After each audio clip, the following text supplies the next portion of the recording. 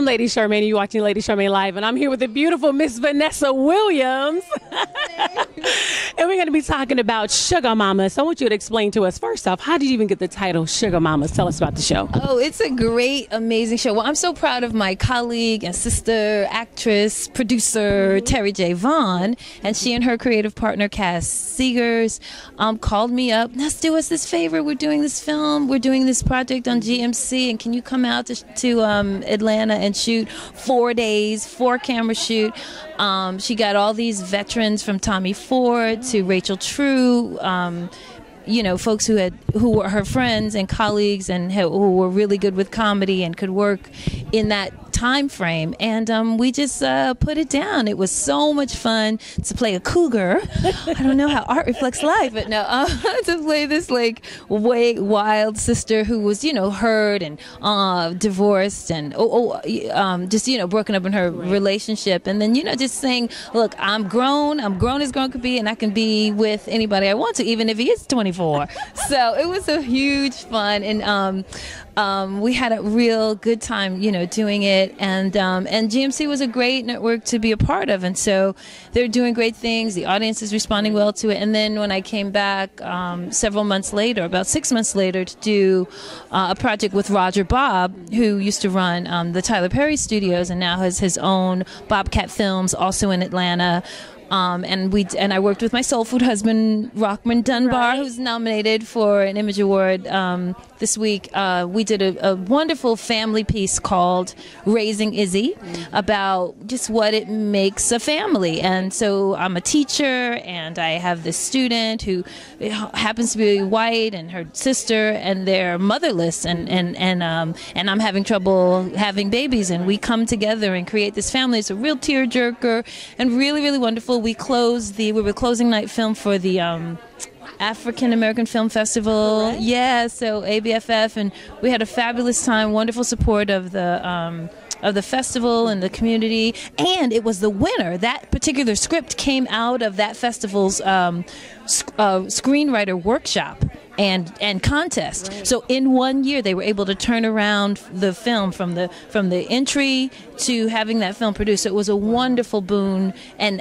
really exciting for all the participants who had submitted scripts and for who were there this year to submit some scripts. So it was really wonderful, like how we could have a quick turnover. And just like tonight, we're here at the NAACP Image Award, Hollywood Bureau Symposium, and it's so powerful what we heard from these panelists, from Deborah Martin Chase to my good friend Nima Barnett, who directed me in The Cosby Show when we were babies. She was just out of film school, and Mr. Cosby, always a giver, and I want to pass the baton and pass on the information, said, you know, come and direct. And she just really, really put it down about how it is really challenging, but we're here to carry that torch. The NAACP is, you know, is active, is on the mission of making sure that our stories are told, and we can use this media and use all the new technology, use each other as resources to create the stories that we want to have. We had wonderful people here talking about the statistics of you know, calculating what the impact of not having a female character on the lives of our youth, and an activist who, you know, talks about really empowering women in the media and making the audience responsible for its choices, and also making the media producers responsible for what they do, and how they're slipping through loopholes.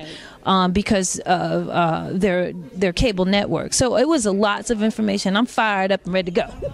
Now, this was a great event tonight. It was Women in Media, and I wanted to know, how do you think that reality TV has affected the images, especially of African American women now in television? Yes, well, one of the panelists, Salah Abrams, who has an organization called Truth and Reality, was on the panel speaking to that very thing, and also Tawanda Braxton, talking about how you know, it has had the impact of promoting the least favorable kind of image of African American women, women in general, and how we can play a part in it by just turning the channel, not watching what we don't want to see, not voting with our remote controls about what we want to have, and also making, like I said earlier, the cable networks available. So I really like to see the glass half full. I want to see the silver lining. That's where my focus is going to be,